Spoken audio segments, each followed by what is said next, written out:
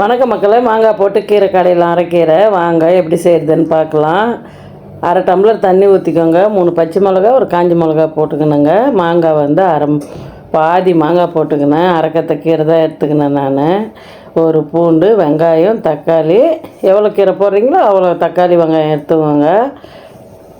ஒரு ஆவி வந்தது. மஞ்சத்தூள் கொஞ்சம் போடுங்க, கலர் மாறாத இருக்கும், கிரீன் கலரு. நல்லா வெந்து வரட்டும்.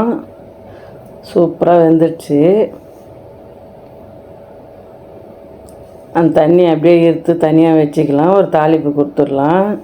காரத்துக்கு ஏற்ற மாதிரி காஞ்ச மிளகாய் போட்டுக்கோங்க. செவுக்க வறுத்துக்கோங்க. கடுகு, சீரகம், 4 பல் பூண்டு நல்லா பொன்னிறமாக வதக்கிக்கோங்க. வதக்க கீரையில் போட்டுருங்க. தேவையான அளவு உப்பு போட்டு நல்லா கீரையை கடைஞ்சிக்கோங்க. அவ்வளோதாங்க, சூப்பரான கீரை ரெடி ஆகிடுச்சு. ஒரு வாட்டி செஞ்சு பார்த்துட்டு கமெண்ட் பண்ணுங்கள். பிடிச்சிருந்தால் லைக் பண்ணுங்கள், ஷேர் பண்ணுங்கள், கமெண்ட் பண்ணுங்கள்.